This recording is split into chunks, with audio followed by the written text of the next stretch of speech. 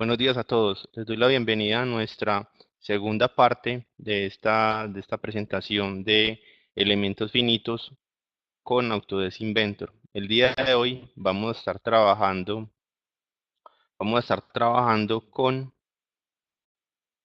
la, el- el- la elaboración de un ejercicio y el objetivo de hoy es hacer que los resultados sean confiables con la herramienta de análisis de elementos finitos de Inventor. Entonces, para quienes no me conocen, mi nombre es Julián Chica, me desempeño como ingeniero consultor PLM en nuestra empresa Ingeniería Asistida por Computador y en nuestro centro de entrenamiento Academia.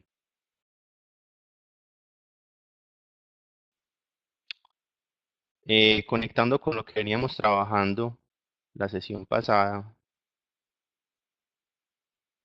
un segundito por acá,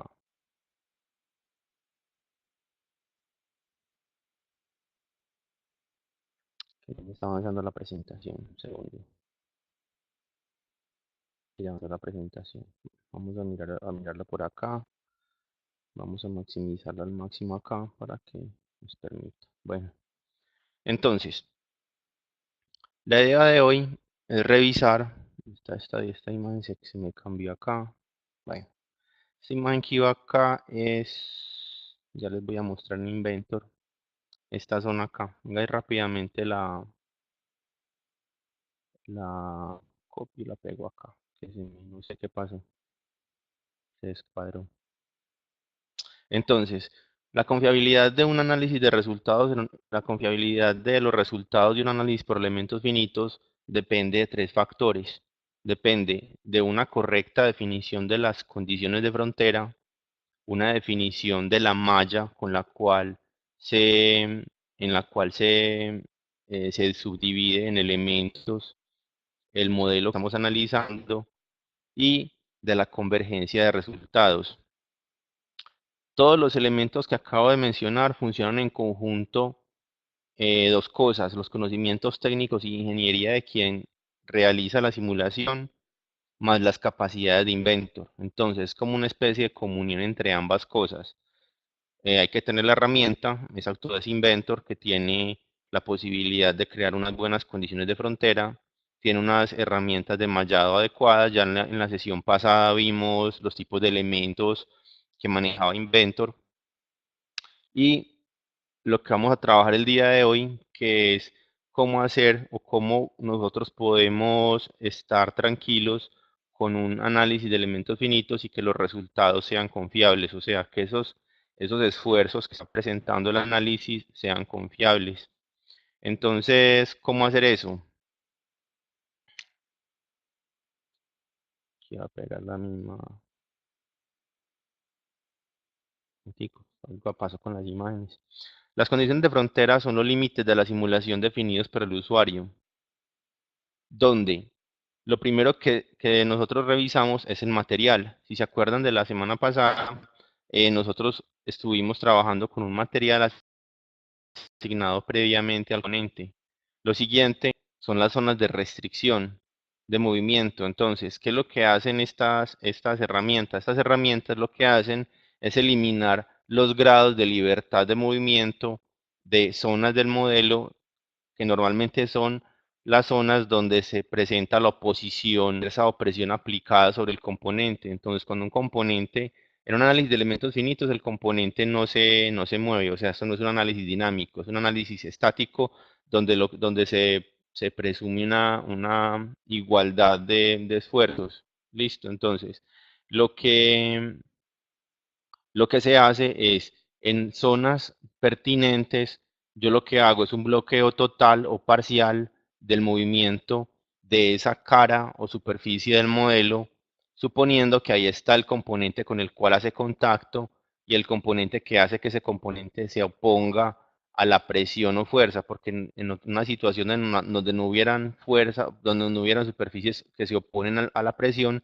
simplemente cuando yo empujo, cuando yo le aplico una fuerza a un componente, el componente, si no presenta resistencia en ninguna parte de la geometría, pues simplemente se desplazaría y no tendría ningún esfuerzo resultante. Lo siguiente, después de establecer esas zonas de restricción de movimiento, es el establecimiento de las cargas. Las cargas en sí son fuerzas, momentos y presiones aplicadas al modelo que emulan los esfuerzos a los que es sometido el componente en su contexto de uso. Entonces, cuando yo tengo una fuerza aplicada al modelo, cuando yo tengo una fuerza aplicada al modelo, cuando yo tengo un momento aplicado al modelo o cuando yo aplico una presión al modelo, yo estoy en sí creando una situación lo más parecida posible a cómo se va a presentar en la realidad. Entonces, puede haber una combinación de presiones, momentos que hacen que el componente sufra determinados esfuerzos que causen presiones, extensiones, torsiones. Entonces, eso es lo que va a presentar como resultante el análisis de elementos finitos. Y algo que no estamos considerando en esta simulación, en el demo de hoy, es la parte de contactos. Yo también puedo hacer análisis de elementos finitos sobre ensambles completos. Entonces, cuando yo tengo un ensamble y voy a hacer un análisis de elementos finitos dentro de un ensamble, yo ingreso varios componentes. Lo que yo debo definir es cómo es la relación de contacto entre cada uno de los componentes. Por ejemplo, si dos componentes van soldados, va a tener un contacto fijo. Si dos contactos, uno se desliza sobre otro, entonces el contacto va a ser un contacto deslizante de uno sobre el otro, donde se aplica una fricción determinada o simulada o se asume que es cero fricción. Entonces yo lo que hago es determinar tipos de contactos entre los componentes de un ensamble. En este caso no vamos a trabajar con contactos. Entonces, tanto en la cinta de comandos como en el árbol o el navegador de Inventor, ustedes van a ver las zonas equivalentes y en ambas yo puedo entrar a definir material, puedo entrar a definir restricciones, puedo entrar a definir cargas y también puedo entrar a definir, aquí no me quedó la de contactos, puedo definir contactos en ambas o editarlas. Normalmente cuando tú un ensamble hay una conversión automática, si yo lo deseo, a un tipo de contacto y ya yo después manualmente termino de definir los que no son como ese que yo definí por defecto. Normalmente uno lo comporte como si fuera fijo y si hay movimientos uno después libera o cambia esos tipos de contactos por otros que representen movimiento. Listo. Aunque en realidad el ensamble en la simulación no se va a mover, sino que es tendencia al movimiento. Bueno, conforme a lo que les estaba contando ahora, es después de las condiciones de frontera, viene la definición de la malla. Entonces, cuando yo estoy trabajando en Inventor, aunque yo les conté que la malla la realiza automáticamente Inventor, es posible hacer dos niveles o dos formas de refinamiento a la malla, haciéndola más densa de forma general o refinándola por zonas, identificando la cara o las caras del modelo. Entonces yo tengo dos comandos, uno que se llama configuración de la malla, donde yo puedo editar el tamaño promedio del elemento de mallado. Yo puedo establecer el mínimo tamaño del elemento del mallado, un factor gradiente y un máximo ángulo de giro del elemento. Listo.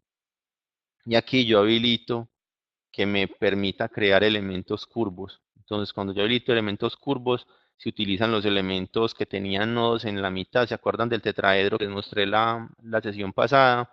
En la sesión pasada, yo utilicé pues, y yo no, Inventor utiliza un tetraedro que puede ser simple o puede ser cuadrático. El cuadrático es el que tiene elementos en la mitad y entonces permite crear elementos de malla curvos. Listo, entonces yo puedo habilitar que eso pase o que eso no pase. Esa es la primera forma de refinamiento, la primera forma de refinamiento de la malla, y es un refinamiento genérico. Otro es un refinamiento local o localizado en las caras y aristas o caras o aristas que yo seleccione dentro del modelo. Esto me va a permitir establecer más control donde yo encuentre lugares de esfuerzos que yo quiera ver mejor cómo es la propagación del esfuerzo a través del componente. Entonces siempre lo que se busca es encontrar una malla mejor definida para desencadenar resultados más confiables. Por último, viene la parte principal de la sesión de hoy, que es la convergencia de resultados.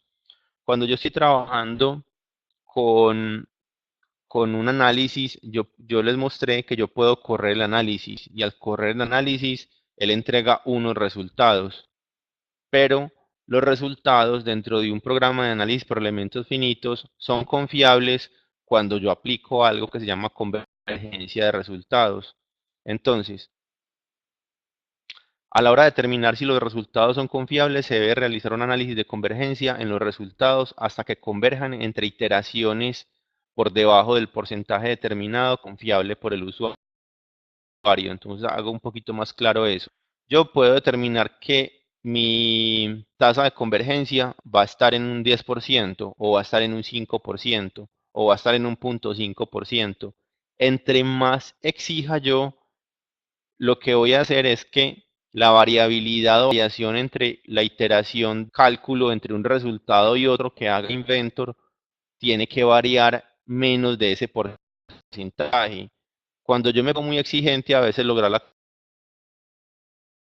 convergencia es muy difícil o casi imposible. Entonces lo que yo debo hacer es manejar unos porcentajes que estén dentro de lo normal. Normalmente los componentes normales, o sea, digo normales como, no sé, una estructura de una silla, una estructura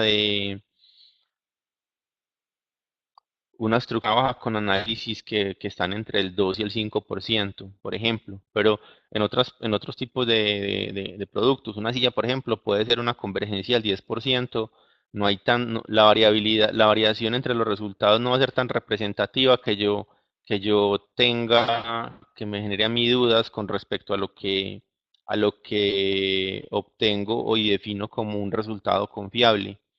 Entonces, eh, lo que pongo ahí al final pueden aceptarse con porcentajes de aceptación que varíen entre 10% o menos. Listo, ya más de 10% si no se considera que los resultados están convergiendo en un valor confiable. Entonces, ¿cómo funciona esto de la convergencia? Se los voy a contar desde la parte teórica. No es fácil de comprender, igual no es del objetivo que uno lo comprenda para utilizar el programa, no hace falta. Hay que entender es el concepto de refinación. Entonces, Inventor utiliza un método de refinamiento que se llama HP. Hay unos refinamientos H y unos refinamientos P. Los refinamientos H son controlados por mí como usuario. Entonces aquí en la ventana de configuración de la convergencia, yo tengo unos refinamientos H que yo puedo ir aumentando, uno, 2, 3. Entre más refinamientos H pongan, más se va a demorar el cálculo de resultados, porque es una iteración más. Y casi que por cada iteración de refinamiento H que yo defina, se van a crear 3 iteraciones P que Inventor las corre automáticamente. Listo. Entonces, esta gráfica se ve, bueno. Eh, aquí tenía una gráfica en la cual se mira que por cada refinamiento H corren 3 refinamientos P, luego pasa al refinamiento H2. Si yo definí, si, por ejemplo, en H0 se corren 3 refinamientos P, en H1 se corren otros 3 refinamientos P, en H3 corren otros, entonces cada que yo pongo un refinamiento H, se están corriendo otros 3 refinamientos P, entonces entre más iteraciones haga el programa, más se demora corriendo el análisis. Aquí no se presenta la situación que entre más mejor, porque yo puede que la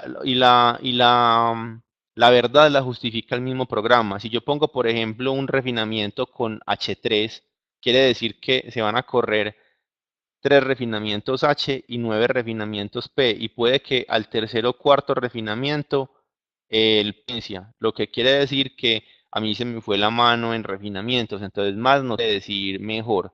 Y si el programa encuentra convergencia antes de que se corran todos los refinamientos, el programa para. Entonces cuando corran un análisis y hizo convergencia a la segunda iteración y usted le puso H2 y usted va a decir, pero no corrió todas las iteraciones, es porque no lo encontró conveniente, no lo encontró factible porque a la segunda dio el resultado que usted estaba esperando de una convergencia por debajo del 5%, entonces ya los resultados son confiables por debajo del 5%. ¿Para qué va a ser si ya la segunda los resultados se pueden considerar como confiables? Entonces, esa Inventor mismo para cuando la convergencia da, sin importar que todas las iteraciones no hayan sido ejecutadas. Listo. Bueno, entonces esta es la parte teórica. En la parte práctica vamos a mirar vamos a pasar a la demostración. En la demostración yo voy a trabajar, ¿se acuerdan de la llave que estaba trabajando la sesión pasada? Voy a trabajar con la misma llave, pero ahora voy a colocar voy a ubicar unas condiciones de frontera de ejemplo que nos digan un poco más del ejercicio, no aplicar una fuerza y aplicarla en una zona como se debe aplicar. Listo. Entonces, las condiciones de frontera. Para nuestro ejercicio es importante que nosotros determinemos cuál es la fuerza promedio que vamos a aplicar con sus manos. En una tabla de esfuerzo yo encuentro que un humano apoyado contra una pared puede aplicar entre 25 y 125 kilopondios. Entonces, esta fuerza que puede aplicar el humano con las dos manos es hasta 125 kilopondios en promedio. Puede que una persona muy fuerte pueda aplicar más, pero en promedio lo que se puede aplicar. Entonces, como la espalda está recostada a la pared, hay eficiencia óptima. Yo quisiera encontrar unas tablas que tuvieran más análisis, o sea, que me dijeran, la aplicaba con una mano o con otra mano, sentado, parado, recostado, lo que sea. Las variaciones son importantes a la hora. Yo aquí tomé la decisión de la tabla de referencia tomar una fuerza de 55 kilopondios que va a aplicar la persona con una mano sobre la llave, aptando una tuerca. Entonces, para el análisis de Inventor funciona por defecto con megapascales y con newtons. Hay un programa que uno encuentra en internet o lo puede inclusive poner en Google, una conversión de unidades. Entonces, todo un kilopondio equivale a un kilogramo fuerza. Entonces, yo voy a decir que los que voy a encontrar mi fuerza de entrada. Entonces, 55 kilogramos fuerza que voy a aplicar se pueden identificar como 540 newtons, redondeando ese valor que yo tengo acá. Entonces, tengo un valor de entrada que es confiable en el sentido de que hay una tabla que yo estoy verificando que me respalda la información que yo estoy ingresando, no son unos newtons que yo me inventé, como decir, pongámosle 500 a ver qué, yo ni siquiera, y yo sin saber cuánta fuerza puedo aplicar con la mano. Entonces, esto es un valor confiable. Entonces, entrando valores confiables, comienza a ser confiable el resultado. Porque si yo pongo un valor que nada o pongo mucho menos de lo que se puede aplicar, voy a decir que el objeto sí sirve y que después cuando lo estén trabajando con el producto va a fallar. Porque no consideraron muchas situaciones, entre ellas una fuerza promedio. Listo, entonces ya tengo un valor de entrada que van a ser 540 newtons. Em, ya tengo todas las condiciones de frontera. Ahora vamos a pasar al ejercicio. Listo. Entonces acá en el ejercicio voy a cerrar este modelo. Vamos a abrir este modelo desde cero. En este modelo yo tengo una llave.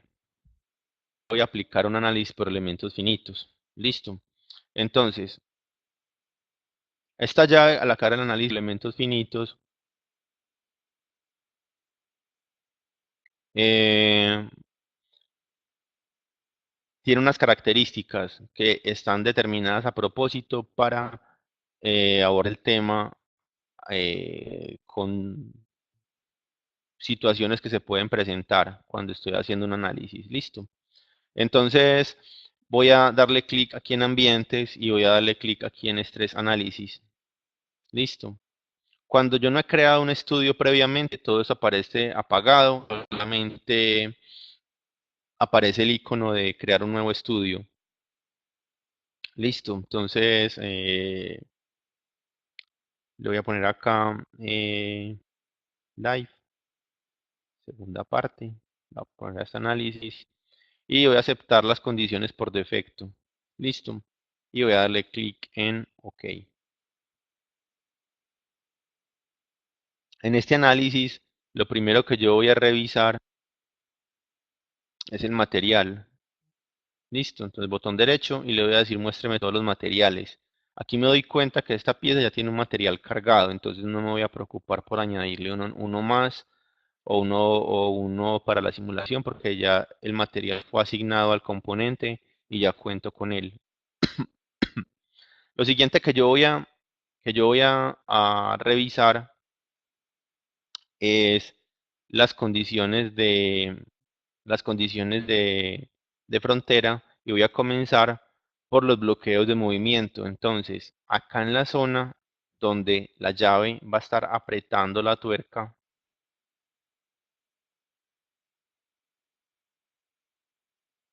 voy a poner un par de bloqueos de superficie. Entonces, ¿qué quieren decir estos bloqueos de superficie? Miren acá que si yo despliego, me dice que los bloqueos están en todas las direcciones. Yo puedo hacer algo diferente, que es utilizar vectores y decir que estén bloqueados en unas direcciones y en otras no. Listo. Aquí cuando no le pongo nada, simplemente lo que va a pasar es que va a estar bloqueado en todas las direcciones. Voy a darle clic en OK y me queda este bloqueo.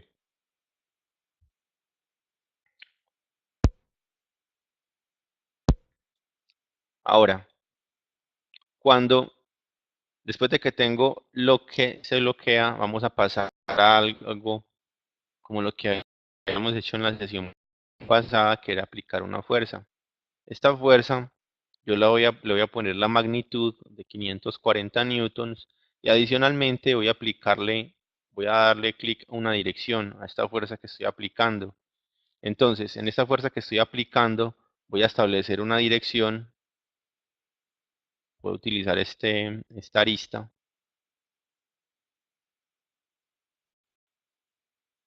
para el área donde están apoyando. Entonces, miren que aquí lo que estoy haciendo es una llave que la estoy haciendo con la mano y estoy empujando en esta área. Se supone como que la estoy empujando desde atrás, empujando hacia allá. Listo. ¿Cuánto? 540 newtons. Y voy a darle clic en OK. Bueno, ya tengo entonces las condiciones de frontera. Ahora, ¿qué es lo que sigue? Lo que sigue es ver cómo queda el mallado. Entonces, yo le puedo dar clic en la malla y en este momento se genera un mallado. Ese es el mallado automático que entrega Inventor de entrada. Entonces me dice que hay 5.333 nodos y aquí algo que se puede, como uno imaginar, es 3.012 elementos. O sea, hay 3.012, o más bien, el modelo sólido fue dividido en 3.012 tetraedros que están haciendo la forma de lo que es el sólido completo. Listo. Entonces, miren, entonces son 3.002 elementos, son finitos, es una cantidad que se puede contar en la que se subdividió el sólido. Listo. Ahora, yo voy a correr la para un resultado y ahí vamos a llegar hasta donde llegamos en la sesión pasada. Voy a darle clic en simular y voy a correr el análisis. Aquí yo voy a resultados. estos resultados, entonces yo voy a encender el icono de valor máximo. El valor máximo está quedando acá y está diciendo 549.6 megapascales. Entonces se presentan esfuerzos acá de tensión, acá de compresión y aquí unos esfuerzos. Estos esfuerzos de acá no son relevantes. ¿Por qué? Yo les voy a contar por qué estos no son relevantes. Esta superficie acá es tangente con este arco que viene acá. ¿Listo? ¿Qué está pasando? Como esa superficie que fue la escogida como superficie de contacto y esta se mueve, aquí trata de como de remangarse. Entonces, donde hay zonas de contacto y hay movimiento de elementos, se presentan situaciones que no son, o sea, yo no las debo tener en cuenta porque porque en la realidad esto simplemente no está pasando. O sea, esto va a tener tendencia en movimiento. En la simulación está fija completamente. O sea, no está como fija y si yo le pongo más fuerza se desliza. No, no va a pasar eso. Entonces aquí está fija y no fija. Entonces este fija y no fija genera aquí unos resultados que no son considerables. O sea, yo no los tengo en consideración porque no son reacciones reales. Esas de acá sí son reacciones reales, son reacciones que están presentando a tensión y a compresión y que me están dando unos resultados. Estos resultados, ya la pregunta es, ¿son confiables o no son confiables? Entonces, me preguntan a mí, Julián, ¿estos resultados son confiables en este momento? Yo diría, todavía no puedo decir si lo son. ¿Por qué? Porque el programa tiene algo que se llama análisis de convergencia y yo no he hecho nada. O sea, no le he hecho un análisis de convergencia para decir si los resultados convergen o no. Entonces, como yo no sé si los resultados convergen o no, yo no puedo emitir ningún criterio todavía. Listo. Entonces, ¿qué voy a hacer? Lo que comienza a hacer uno es aumentar, puede ser refinar el mallado, puede ser aumentar la cantidad de iteraciones en H. O sea, yo puedo tomar varios caminos para refinar malla y crear y correr la simulación y después revisar la convergencia, que es lo que voy a hacer acá. Primero voy a abrir la ventana de configuración de convergencia. En la ventana de configuración de convergencia yo me voy a encontrar aquí con varias cosas. Primero, número de refinamientos en H, mire que está en cero. Que esté en cero no quiere decir que no corre la simulación, miren que ya la corrimos. Listo, entonces, cuando el refinamiento de H está en cero, corre 3 refinamientos P. Cuando yo la pongo en uno, va a correr, o sea, está programado para correr 6 iteraciones de P y 2 de H. Puede que pare antes. Y acá está donde yo digo que es mi criterio de convergencia. Miren que el criterio de convergencia es del usuario, no del programa. El usuario es el que define dónde considera que los resultados son confiables. Listo. Dejémoslos por ahora en 10%. Ahorita miramos cuánto nos da y miramos si lo podemos bajar otro poquito. Y acá hay algo que se llama refinamiento, como el porcentaje de captura de elementos a la hora de hacer refinamientos H. Entonces, este valor se mueve entre 0 y 1, es un coeficiente. Este valor me está diciendo cuánto estoy afectando yo de los elementos al hacer el refinamiento. Listo. Si yo pongo 0, él va a redefinir todos los elementos con el refinamiento H. Si yo pongo .75, él va a redefinir el 25% de los elementos. ¿Listo? Entonces, es como el valor inverso, lo que va a refinar es el valor inverso de lo que el valor que esté aquí puesto. ¿Me hago entender? Entonces, a .75 va a tomar el 25% de los elementos para hacer ese refinamiento y hacer el cálculo. También está en mí tomar la decisión de mover este threshold, ponerlo más a que afecte más elementos del modelo o afecte menos elementos del modelo. ¿Listo? Y Acá hay otras dos situaciones que es donde quiero yo la convergencia. No es lo mismo buscar una convergencia en el análisis von Mises a buscarlo en el primer principal o en el tercer principal. Listo. Entonces, o buscarlo en desplazamiento. Y aquí en selección de geometría, el refinamiento se afecta todo el modelo inicialmente. Pero yo puedo decirle que afecte solamente la geometría seleccionada o me excluya alguna geometría y corra sobre toda la demás. Entonces, eso lo hago cuando yo no quiero que, por ejemplo, estas superficies de acá, yo no quiero que me las meta dentro del análisis de convergencia, entonces yo las excluyo, simplemente porque no me interesa lo que pase en esa zona. Entonces, ya solamente cambié el refinamiento H1 y después de que cambie el refinamiento H1, miren que aparece un rayo rojo acá en los resultados, que quiere decir que los resultados están desactualizados conforme los últimos cambios realizados en las condiciones de frontera. Entonces, la solución para que eso se actualice es volver a correr el análisis. Entonces voy a volver a correr el análisis. Dale clic aquí en correr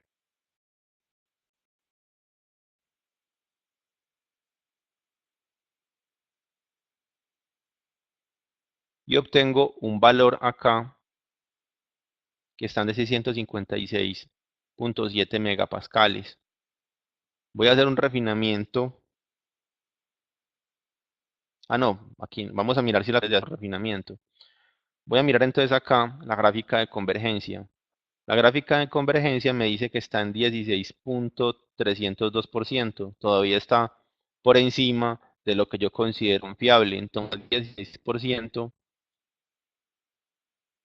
Y para, para que converja, yo tengo dos soluciones. Hacer más refinamientos, a ver si de pronto con más refinamientos hay convergencia. Y si no pasa eso es porque está pasando algo particular. Enseguida les cuento eso qué es. Entonces, si no hay convergencia, es porque algo hay en el modelo que está evitando que haya convergencia. Entonces, le toca a uno revisar la geometría a ver qué está pasando. Entonces, voy a cerrar y voy a aumentar acá. Perdón, acá no. Disculpa. Acá en la configuración de convergencia.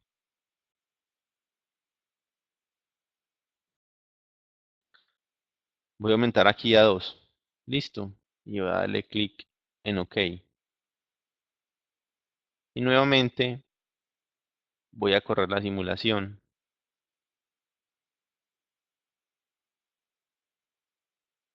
Mire que no se mantiene no se mantiene en un valor cercano a lo que estaba, está aumentando en un promedio como de 100 algo megapascales cada que refino la malla. Cada que refino la malla se vuelve más densa. Entonces, como se vuelve más densa, los elementos donde se concentra son más pequeños. Entonces, la propagación se hace mayor en intensidad en los elementos. Entonces, ¿qué es lo que está pasando acá? Si yo hago aquí un refinamiento, olvidé clicar que no era. Si yo hago aquí un refinamiento adicional, digamos 3, voy a darle clic aquí en OK, voy a darle clic aquí que simule nuevamente. Lo más seguro es que este valor se va a seguir aumentando.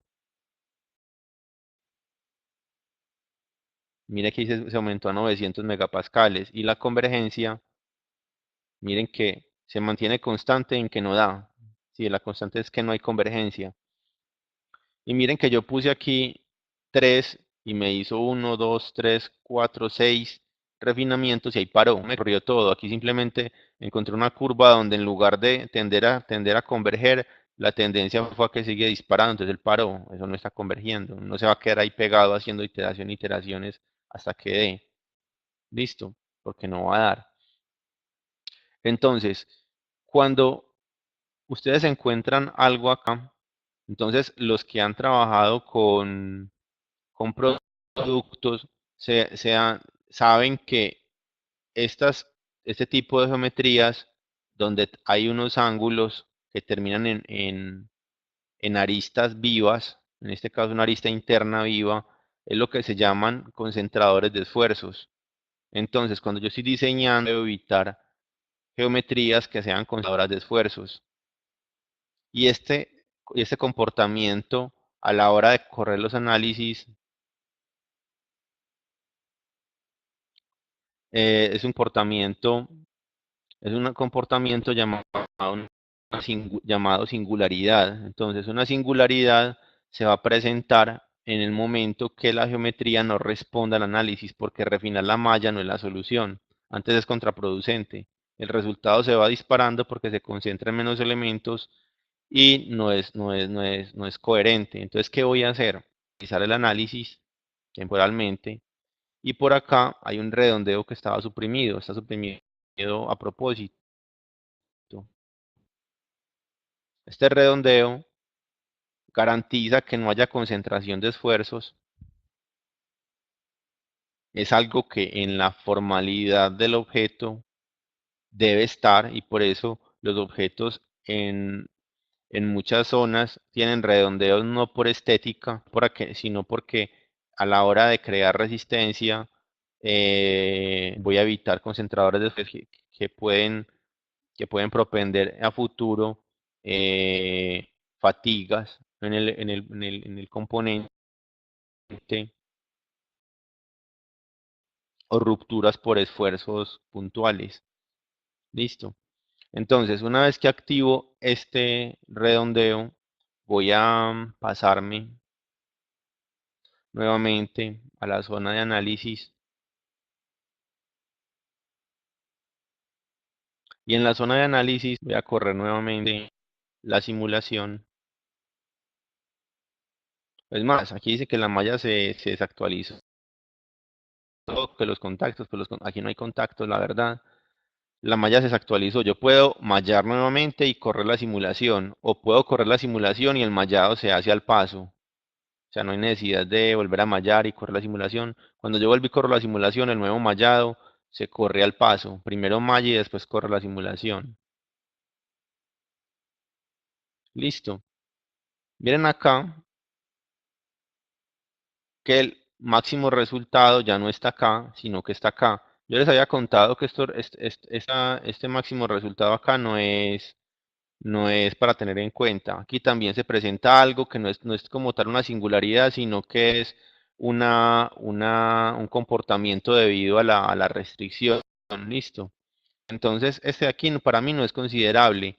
Yo lo que puedo hacer, si quiero medir en cuánto está el esfuerzo acá en esta zona, yo puedo sacar elementos, o yo le digo elementos de prueba, probetas, que yo los puedo ubicar en lugares determinados, del modelo. Entonces yo puedo poner uno por acá, puedo poner otro por acá, donde yo zonalmente vea que el color está más crítico. Y aquí nuevamente hago el énfasis, no quiere decir que azul es bueno y que rojo es malo, nada de eso. Rojo puede ser bueno también o estar dentro de lo que se considera como confiable. Entonces, aquí la invitación es a no guiarse por colores. Es como decir, donde está verde es porque hay algo de problema y donde está amarillo eso se va a dañar y donde está rojo es porque ya se dañó. Eso no es verdad. Listo, los colores son simplemente una guía para decir en dónde los valores están más altos. La interpretación ya va en uno, en la forma como uno lea los colores. Es más, yo puedo modificar la escala de colores para que los colores estén, ahí sí yo diga, cuando un valor se salga de algo que yo estoy midiendo, poniendo como límite, ahí sí yo digo que es malo. Entonces yo podría decir que no sea con el valor máximo de la simulación, sino que sea con el valor máximo del esfuerzo de fluencia o del esfuerzo de ruptura. Entonces yo ya digo que los colores ahí sí me dan una indicación de que cuando el color está por fuera de mi límite, ahí sí es malo o ahí sí es bueno. Entonces, mientras yo no modifique la escala de colores a mi gusto o a mi necesidad, la escala de colores no va a decir nada. Listo, eso es muy, muy importante porque hay una tendencia a, a hacer análisis ligeros basados solamente en esa distribución de colores. Bueno, entonces, después de que yo tengo esto acá, vamos a mirar la convergencia cómo está. La convergencia está en el 1.5%, mucho, o sea, muy por debajo de 10%, que era nuestra meta. Pude haber puesto una meta del 5% y la cumplía. Entonces, miren que solamente con 4 iteraciones, con el refinamiento actual de H que tengo, yo tengo la posibilidad, o sea, logré el objetivo que era crear una simulación en la cual la fuerza aplicada obtenga unos resultados confiables. Listo. Si yo lo deseo, puedo hacer más refinamientos zonales. Ya tengo convergencia, ya puedo confiar en los resultados. Pero digamos que vamos a jugar un poquito con la refinación de malla del elemento, suponiendo que no he mirado la convergencia y que estoy refinando mal la malla, lo que sea. Entonces voy a hacer un refinamiento mayor. Entonces yo digo, bueno, vamos a hacer un refinamiento de la malla, aquí donde dice Local Mesh Control. Y lo que puedo identificar son caras o aristas del modelo. Entonces yo podría decir aquí, cuando ustedes quieran quitar los colores de los resultados, simplemente hagan como que van a editar algo de acá y simplemente ya se quitan los colores. Listo. Ya lo edito. Simplemente me salgo y es una forma de salirse. O sea, no hay como un botón apagar resultados. No existe ese botón. Debería existir, no, pero no existe, nunca ha existido. Entonces, ¿qué voy a hacer? Voy a refinar la malla de Local Mesh Control. Voy a escoger las áreas donde yo quiero hacer un control local. Entonces yo digo que voy a escoger acá esta. No hay que presionar ni Shift ni nada, simplemente irlas escogiendo. Digamos que voy a escoger estas de acá. Y el tamaño del elemento lo voy a definir. Entonces, aquí está. Aquí yo puedo pensar en milímetros y imaginarme los milímetros acá, porque va a ser como el tamaño, la longitud del elemento. Entonces, en esta parte podría dividirlo tranquilamente en 1.5 milímetros. Listo. Voy a ponerle clic acá. Ok. Y puedo mallar nuevamente. Listo. Aquí en mallar no he mallado todavía. Miren que la malla sigue sin actualizarse. Entonces, botón derecho acá y le digo clic en donde dice actualizar malla. Listo. Ahí sí la va a actualizar y me va a mostrar cómo va a quedar.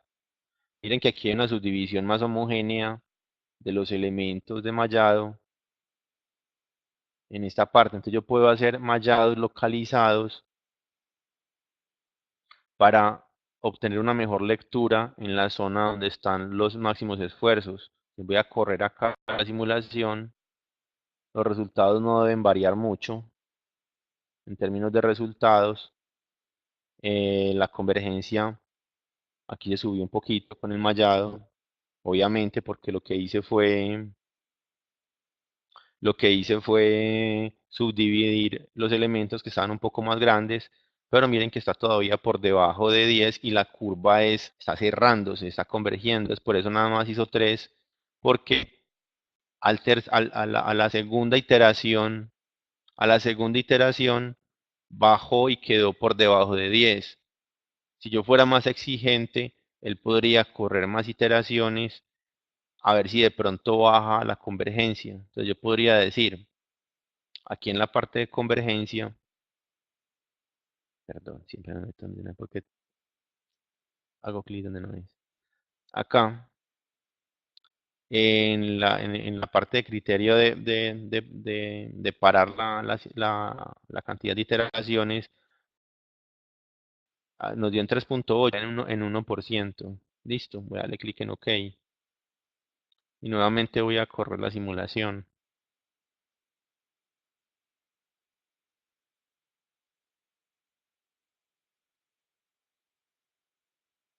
Listo, la simulación obviamente se va a demorar más, haciendo más iteraciones.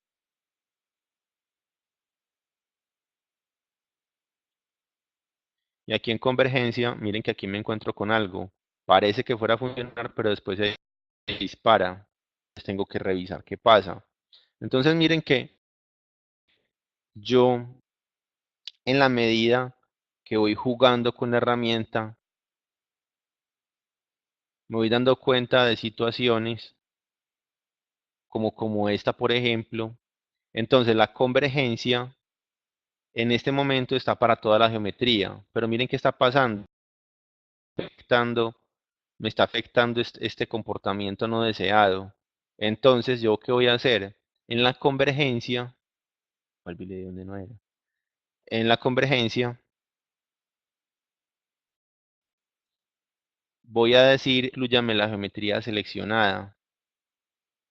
Y aquí en la parte de caras voy a concentrarme solamente en estas tres caras. Listo. Una, dos y tres. Las puedo hacer los resultados encendidos o apagados. Eso no interesa. Y nuevamente voy a correr la simulación.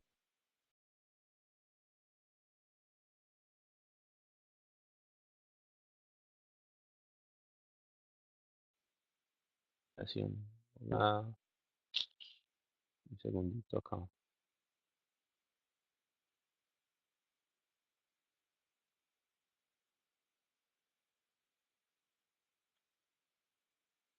Y aquí en geometría, número de refinamientos, voy a bajarlo a 2.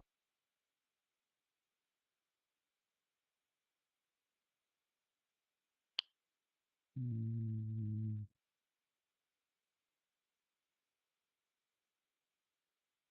Voy a poner esto en edición simplemente para apagar la malla.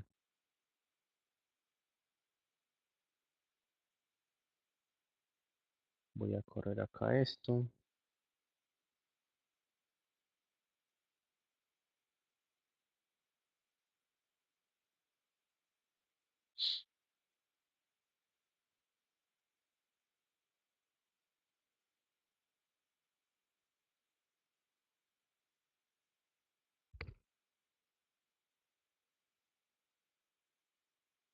Listo.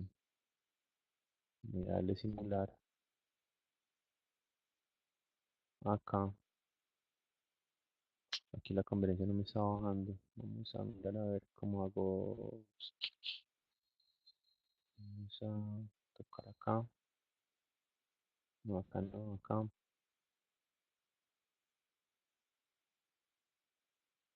Y vamos a darle clic aquí en extruir geometría.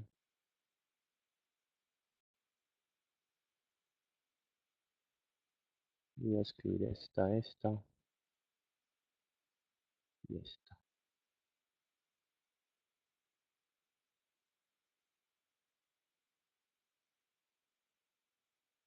Se los voy a remover, voy a dejar eso de acá. Voy a darle clic en OK.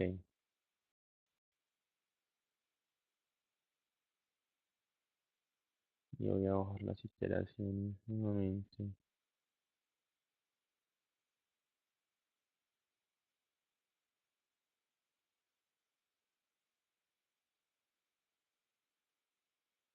Y subo aquí el criterio de convergencia un momentico a 5. Voy a subirlo un poquitico.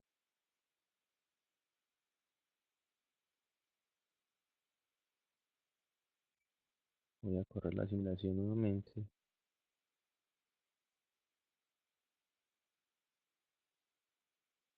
Y me sigue quedando, no sé por qué no me toma la... Vamos a...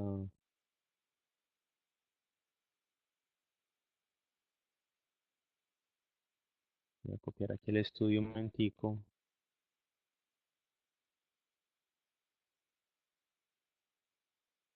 Computar la malla. Voy a quitar aquí esta parte de los elementos localizados. Aquí esto.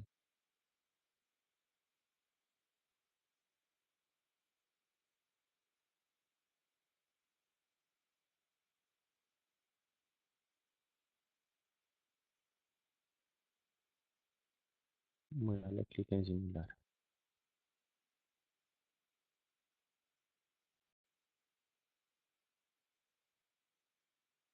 Listo, entonces,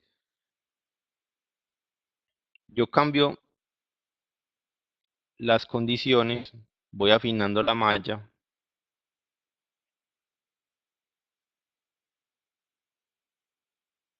reviso la convergencia. Miren aquí en este punto, la convergencia está por debajo del 1%, es un resultado confiable. Aquí yo estaba buscando que la gráfica bajara. Miren que aquí hay un punto donde la gráfica, además de que deja de subir, que no se empareja, como que queda subiendo, sino que ya baja. En este punto yo puedo tener una confianza sobre el resultado mucho mayor. Entonces, eh, tener resultados confiables no va solamente en utilizar la herramienta, sino saber qué está pasando, singularidades, elementos que no se consideran por las mismas restricciones de la geometría, porque pasa de haber cero movimiento a el elemento siguiente a haber total movimiento.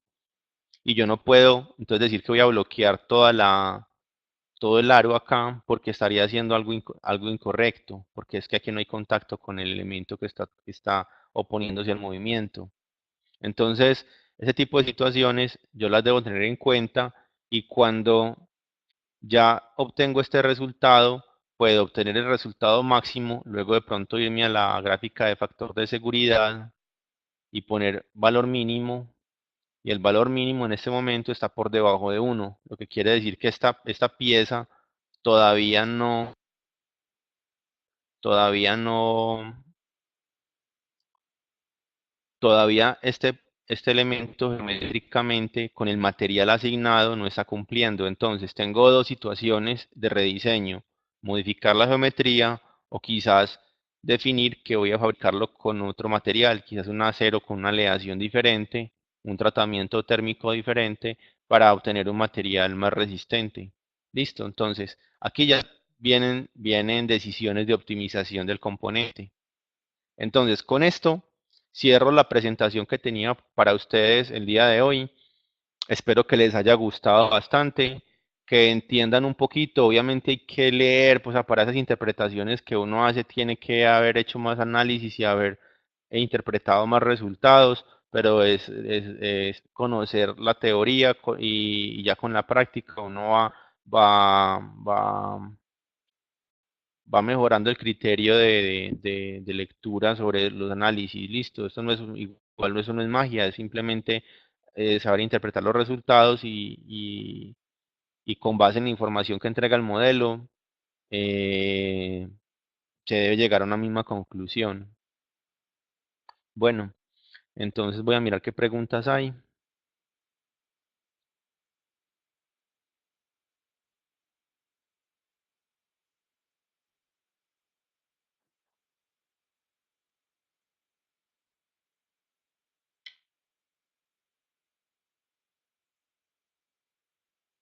Pregunta de Jaime Cabrera: ¿con qué software de Autodesk hacer elementos finitos para fluir, para ahí estamos hablando, ahí estaríamos hablando no del de Inventor, sino estaríamos hablando de Nastran en CAD.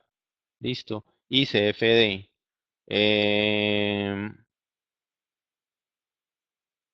Transferencia de calor con CFD y flujo de fluidos o análisis de fluidos con Nastran en CAD, la parte de fluidos. Listo.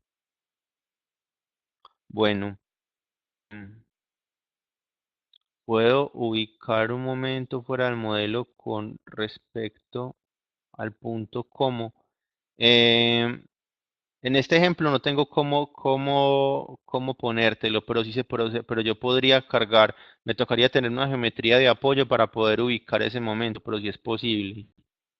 Hay una geometría de trabajo como un eje, un punto externo, y se puede tomar. Listo. Ronald, ¿cómo es una fuerza tipo Bearing? Una fuerza tipo Bearing te la explico en una gráfica así rapidito.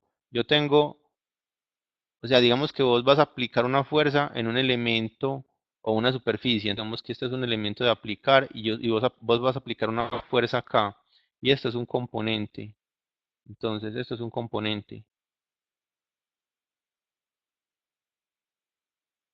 Cuando se aplica la fuerza y este componente, digamos que pivota acá, va a haber una tendencia al giro, ¿cierto? Entonces, esta fuerza se aplica sobre este punto, pero se aplica sobre este punto, pero la fuerza no va a estar adherida a la superficie. Entonces, es como si fuera una fuerza que sea, pero aquí hubiera jabón o grasa o lo que sea, un lubricante que hace que la fricción o el empuje sobre estos elementos de acá se puede despreciar. Y lo que me interesa son las reacciones en el modelo más que la deformación acá en este punto. Entonces una fuerza tipo bearing lo que hace es conservar no la dirección ni la magnitud, no la magnitud ni la dirección del vector fuerza o de la acción aplicada, perdón, o de no la presión, de la fuerza aplicada, sino que lo que permite es generar un deslizamiento sin generar fricciones o deformaciones en el área aplicada. ¿Me hago entender? En los modelos puedo ubicar fuerzas puntuales, sí, claro. Yo puedo aplicar las fuerzas geometrías, sobre geometrías como yo quiera. Entonces en Inventor ya me salgo acá, les voy a dar un truquito. Ustedes pueden valerse de la herramienta Split. Entonces yo tengo un área del modelo. Listo, yo tengo aquí, por ejemplo, voy a hacer aquí un boceto. Listo. O algo más, a ver, algo un poquito más complejo. Hagamos aquí un boceto. Por acá,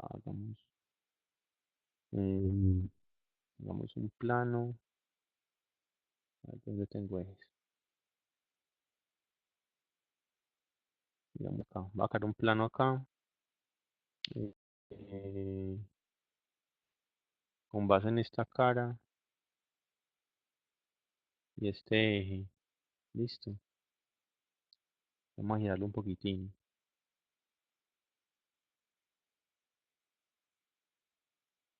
A ver cómo está viendo. Girémoslo un poquito más. Algo así. Algo así. Listo. Y creemos otro plano. Aquí distante acá. Listo. Este plano. Apaguémoslo. Em,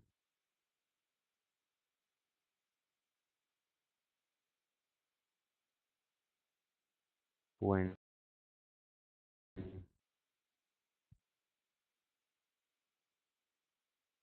Un tipo acá. Como que todo está.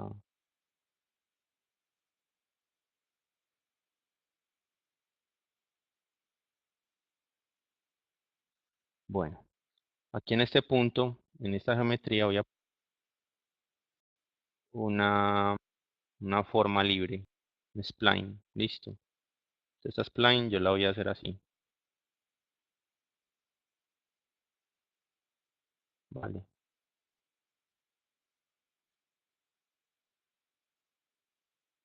Listo. Voy a utilizar aquí proyección 3D y la voy a proyectar sobre estas caras. Listo.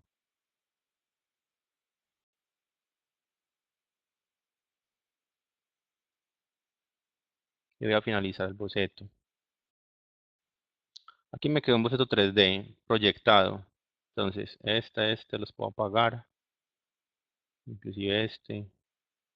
Voy a apagar.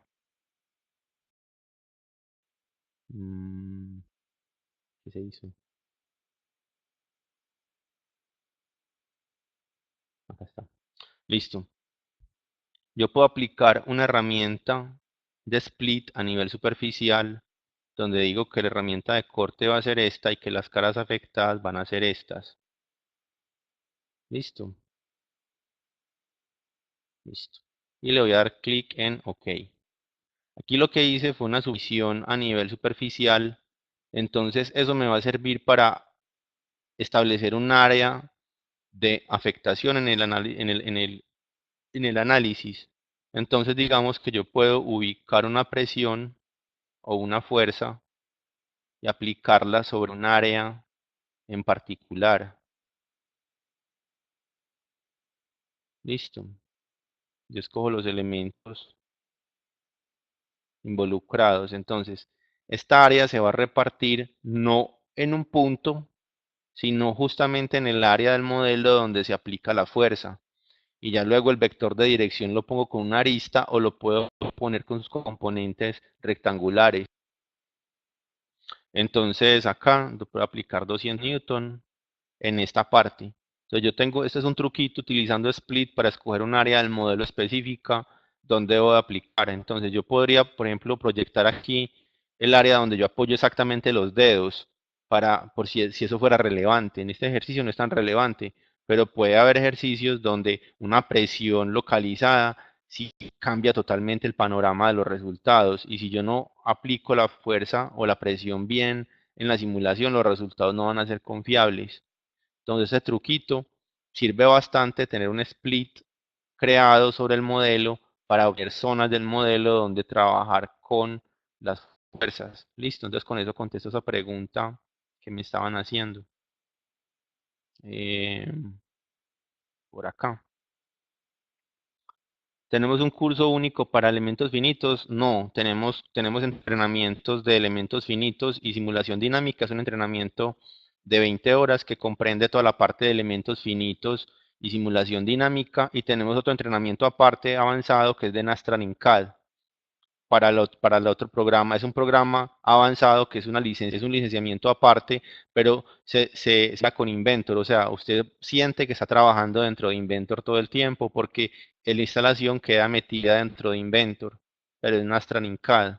Listo. Cuando son ensambles, se debe simplificar el modelo 3D, no es necesario, no es sino establecer la forma de los contactos y ver cómo operan, y entonces no es necesario. Si hay un modelo simplificado, se puede trabajar con base en ese, pero no es obligatorio. La semana entrante, la tercera sesión, lo que voy a hacer es que voy a trabajar con una simulación de un ensamble, entonces voy a partir ya con unos criterios ya montados de entrada en un análisis dinámico y lo que voy a hacer es leer los puntos máximos y los datos de la simulación me los voy a llevar para una simulación de elementos finitos y les voy a contar cómo funciona todo eso. Entonces, los datos de frontera de entrada no los voy a aplicar yo, sino que yo voy a aplicar las condiciones del análisis dinámico. Y después voy a tomar los datos más relevantes cuando los esfuerzos son máximos, cuando las velocidades son máximas o las aceleraciones son máximas, voy a tomarlos y me los voy a llevar para el análisis de elementos finitos y voy a ver cómo se comportan los componentes no, un componente del sistema, voy a analizarlo con base en lo que me entrega el sistema o cómo lo acota el sistema. Listo. Yo creo que con eso ya estamos entonces terminando. Muchas gracias a todos por la participación, muchas gracias preguntas, por estar pendientes, por asistir el día de hoy. Espero que les haya gustado bastante. Los espero entonces el próximo jueves a las 11 para que miremos la tercera y última parte de esta serie de como introducción o capacidades de elementos finitos de la aplicación que está incluida dentro de Autodesk Inventor Professional. ¿Listo? Entonces, muchas gracias a todos, muy buen día.